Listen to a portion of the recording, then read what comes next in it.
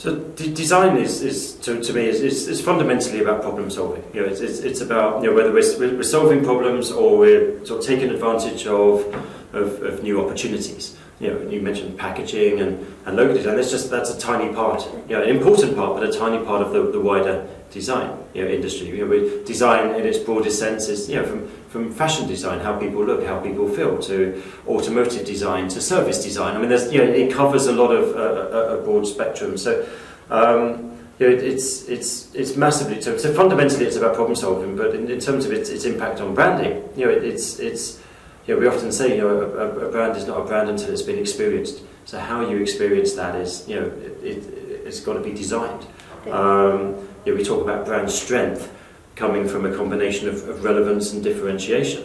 Again, it's design plays a role in creating relevance, in whatever type of design we're talking about, but it also plays a fundamental role in creating differentiation within a sector, within a category.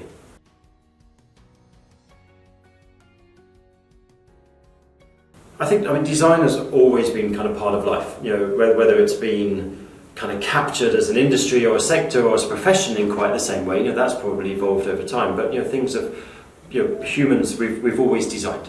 We've always been designing our way to progress, or designing our way to solve programs. To solve problems. What's broadened now is, I suppose, the assets, the tools, the touch points that we have. We went from almost purely physical. Design being largely quite a physical thing, to seeing a big development of human design, human-centric design, service design, and then obviously in the last couple of decades we've seen technology start to play a way. First with a big part, first with digital touch points, and now obviously we're into we start thinking about the metaverse, we start thinking about virtual reality, we start thinking about that. But the process of design at the heart of that, people will talk about design thinking, or they just talk about design process. That's fundamentally the same. What's evolved is the assets, the tools that we have at our disposal.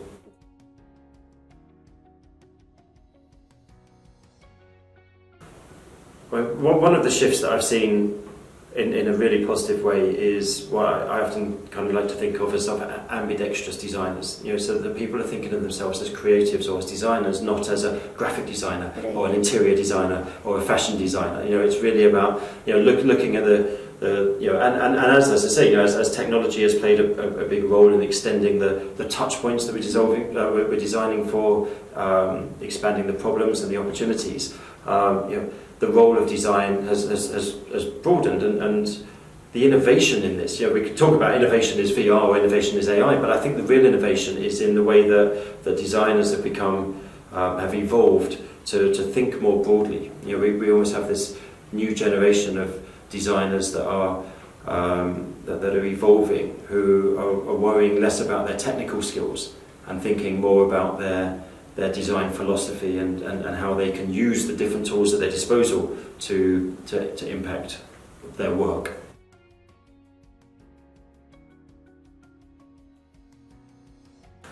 So, we can look at technology in two ways. There's how we use technology to do our work, and then there's how we use technology to deliver value to end customers of our clients. And clearly, technology, in terms of how we do our work, it's evolved a lot over the last 2 decades. If you go from, I'm old enough to remember, the way that the graphic designers would work was still, very much hand, and it was quite a sort of laborious process to kind of get something from a sketch pad to reality. And now that happens so quickly because of the role that technology plays in how we can design things, whatever that might be. But then, we're also looking at for the other lens of what does that mean? How do consumers, how do all of us as consumers live our lives today? We live in a truly connected world. We live in a world where we have to think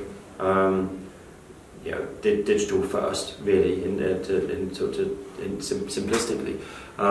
So we have to think about how we use technology to to deliver the brand experience that we want. I love this line, technology is the enabler, not the driver.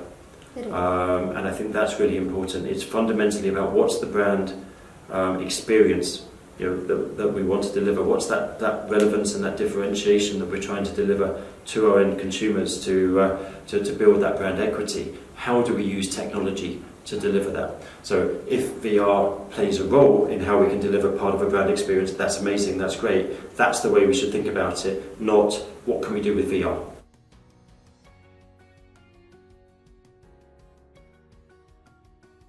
In multiple ways, and as I was saying before, the technology is the enabler, not the driver. So, using AI to kind of give us insights, to give us knowledge, using AI to drive higher levels of personalization. Right. Using it, there's multiple, but it's a problem-solving tool. It's not how can we use AI and try and find a problem. It's what would we like to do more of? In retail, one kind of thought really that's always been in my head is if I think back, and I think particularly in a place here may resonate in India. If we go back even just 50 years, retail was a highly personalised business. It was the shopkeeper, the local shopkeeper would know all of the customers. They would know what if you came into their shop, they'd know what you bought before, they know what you like. They go, I've got this special product for you. But it happened on a very small scale.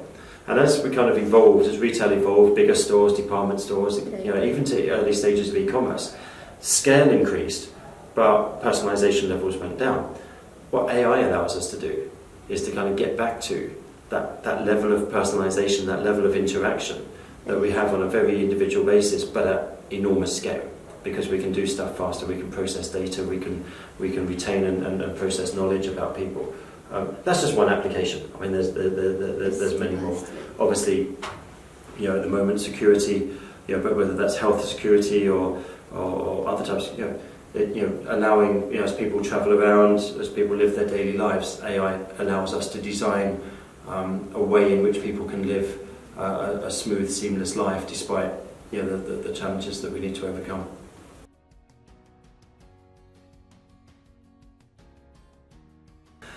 I mean, I think across the APAC region, we're seeing.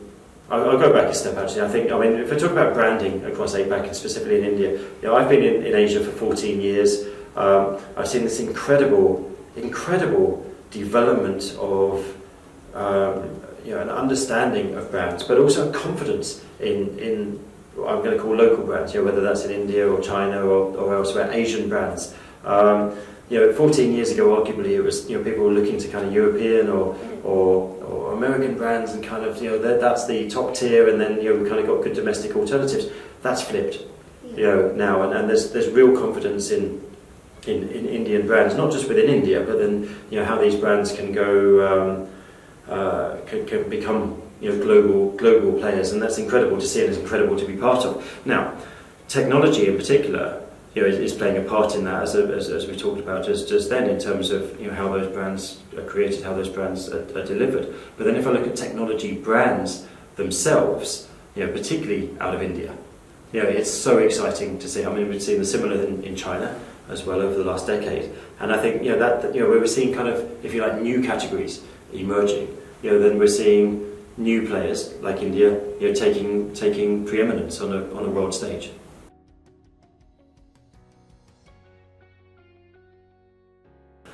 So sustainability clearly, or climate change or ESG in its most broad, is the biggest problem, one of the biggest problems, if not the biggest problem that we have to solve as humans on this planet. We talk a lot about human-centric design. Well, really it should be life-centric, because humans can only survive if we keep our planet. Arguably human-centric design has probably caused some of the problems because we've kind of been a bit selfish. And now we have to solve problems for the planet. And design plays a fundamental role in that. So sustainability isn't a side thing that we have to design something that's sustainable. It has to be at the core of everything that we do. Design thinking is about problem solving. It's about identifying the problems. It's about finding a way to solve those problems. Sustainability or climate change and other areas are major problems. We have to design our way to find some, to the solutions to those problems. So from every aspect of every business, there needs to be sustainability at the heart of the thinking. Right. Even especially after the pandemic, it has people have become more concerned about eco-friendly and climate change thing. It is, yeah. I mean, I think it's probably coincidental with the pandemic, not because of the pandemic, but I think it's given people, and then there's other, there's other issues around the world as well around equality and so on and so forth that have come to the fore during this period, and it's great. I mean, it's one that it has accelerated the consciousness and the thinking around it. But there shouldn't be a business leader, a brand leader in the world today that isn't thinking about how can I how can I do better here? And with sustainability in particular, again, going back to brand strength comes from relevance and differentiation. To be relevant to consumers today, there needs to be an element of sustainability. There needs to be. You can't be sort of overtly carbon generative, but to differentiate, you need to go a step further, and that's where design can play. How can not just box ticking, not just saying we use FSC paper or we use this or we use that. That's easy. That's sort of table stakes. How can we differentiate? How can we push the boundaries further and do something that's truly innovative, that's kind of pushing things even further? And I mean, there's great case studies around the world where incredible brands have been built, and differentiated themselves on that platform of sustainability. Patagonia being a very high profile one.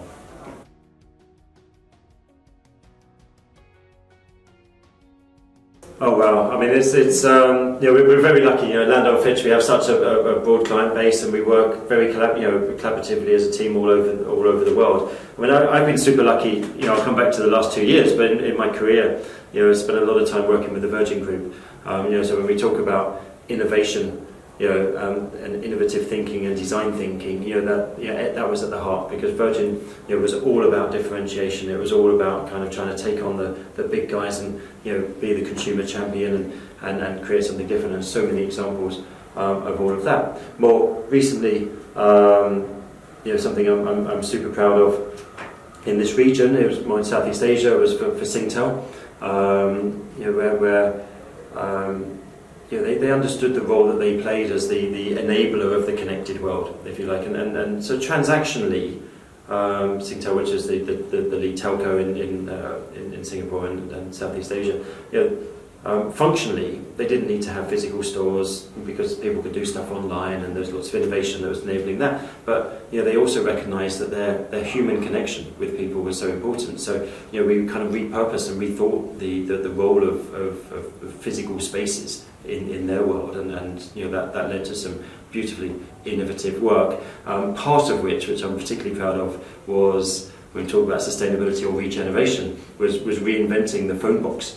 The humble phone box, which has been derelict for 25 years. In most countries, we have them here in India as well. You see, there's kind of things that used to be so important for people, and for 25 years they've just kind of been largely redundant, and we've kind of recreated, repurposed, reinvented them for the 21st century. So, incredible stuff. And I think, lastly, work that we've been involved in poorer communities, and the less privileged communities around the region, where we're using our skills, our contacts, our connections with our clients to make a significant positive difference to the lives of those people, using design to answer some fundamental problems that still exist in the world. There's still too much poverty. There's still too many people who don't get to live the lives, can't even imagine the lives that us more privileged people get to do. We can use design. We can use our skills to close that gap.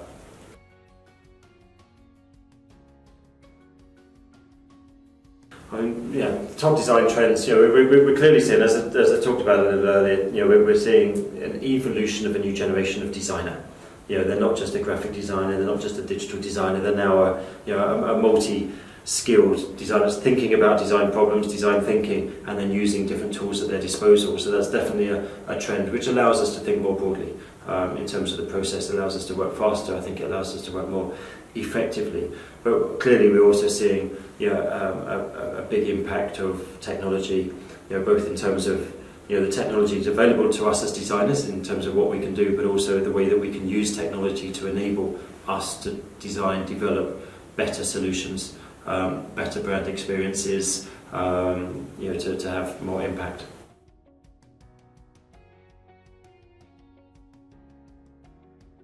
So we've had an incredible, despite the pandemic and everything else, we've grown. I mean, we're across the APAC region. We've grown about 50% in the last 2 years. So for a mature business, it's been quite incredible growth, and here in India has been a phenomenal part of that. A very important part of that growth, and will continue to be going forward.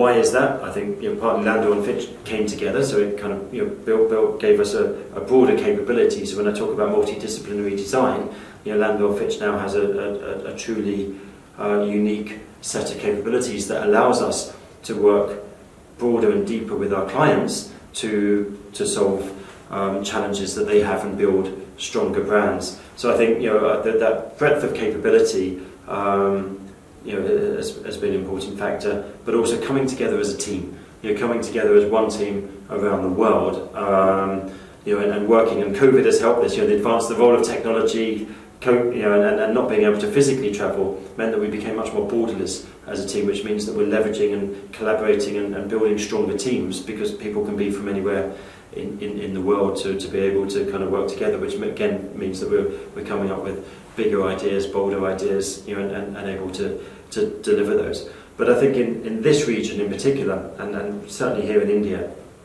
the role that brand plays now in business growth is just taking precedence, and so the demand, if you like, for us. And in tough times, that's what happens. And we're heading into all sorts of economic headwinds. And it's in tough times when people need to innovate. They need to do things differently. They need to think differently in order to win. That's where for us at Landor Fitch, we're ready and waiting. That's where where our real strength is.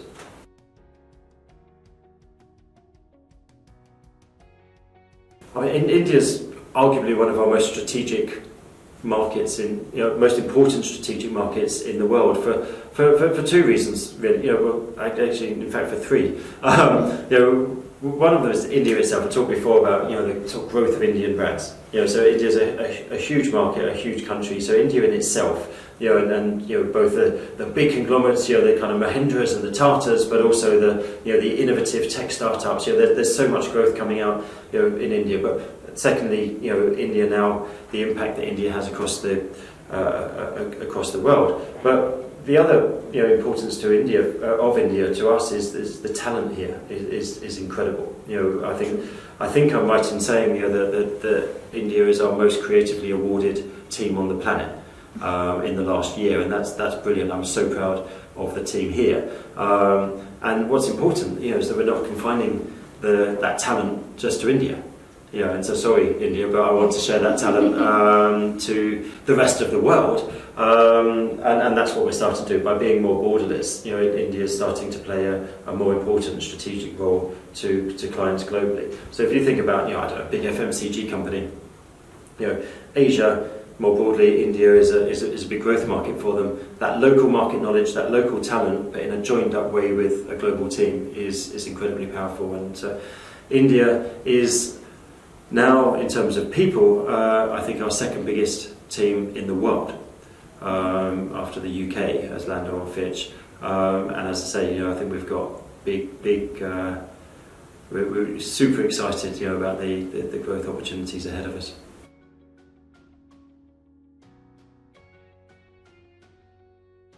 So, as I say, I mean, brand is becoming so important. It's such a valuable part of the growth story for businesses, across APAC. So, I think the growth opportunity for us as Landor Fitch across the region is enormous. I think we have an incredible team, an incredible client base, but I think we're almost sort of scratching the surface of what the potential is. So there's a huge amount of opportunity, but that opportunity needs to be directed in the right way. That talent needs to be directed in the right way, and that's about having a positive impact.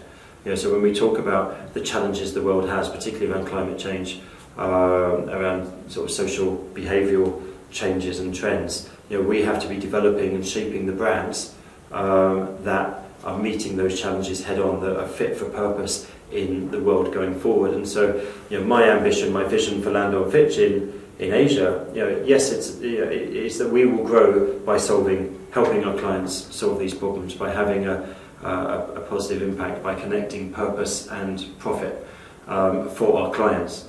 That enables the world to move forward. I want us to be with our clients, in partnership with our clients and our colleagues across WPP, of course, to be creating some of the most innovative, visionary and impactful brands in the world.